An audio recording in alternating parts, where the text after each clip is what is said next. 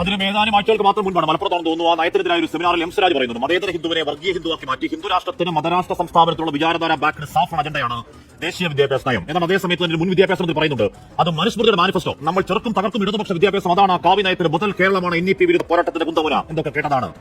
ആ കണ്ടം സെമിനാറുകൾ, വായപ്പടത്തിൽ ലേഖനങ്ങൾ, പ്രബന്ധങ്ങൾക്കിടയിലാണ് ആരും കേരളമോ മുന്നണിയോ മന്ത്രിസഭയോ അറിയാതെ പോയ FBI മോഡൽ സീക്രട്ട് ഓപ്പറേഷൻ ഒപ്പിടൽ. തലേ ദിവസം ചിന്താവാനിൽ ആഞ്ഞെടുത്ത് വിദ്യാഭ്യാസ മന്ത്രി വ്യത്യാസം ചോദിക്കലാണ്. NEP എന്താ കുഴപ്പം? കുറച്ച് ഫണ്ടുകൾക്കപ്പുറം റിസ്ക് എടുക്കൽ അൺഹോളി വേസ്റ്റ് വല്ലാത്ത ധൃതി എന്തിനായിരുന്നു ഇപ്പോഴും ഉത്തരമില്ലാത്ത ചോദ്യമാണ്. പൊളിറ്റിക്കൽ പ്രഹേളിക.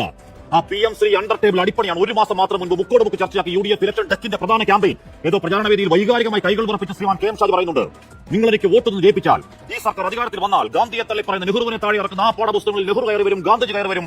CPM-കാരും RSSും നിങ്ങളും തമ്മിൽ ഡീലുണ്ടാക്കി PM ശ്രീ എന്ന പദ്ധതി ഞങ്ങൾ ചവറ്റുകുട്ടയിലേക്ക് വലിച്ചെറിയ മണ്ണാങ്കട്ടയാണ്. ആ കൊട്ടയെടുത്ത് പൂമുഖത്ത് വെച്ച് പൂമാലിട്ട് ഒന്നാം തരം രാഷ്ട്രീയ മലക്കമറിയാണെന്ന് വീഡിയോ വാർത്താ സമ്മേളനം ആത്മവഞ്ചന, ഡിസപ്ഷൻ, ട്രിക്കറി. അന്ന് ആവേശത്തോടെ കൈയെടുത്ത് ലീഗ് പ്രവർത്തകരോട് UDF-കാരോട് ഷാജി സാഹിബെ അപ്പറഞ്ഞ വാചകമടിക്ക് വെറും വാക്കുകൾക്ക് പറയും ഒരു മാപ്പ്.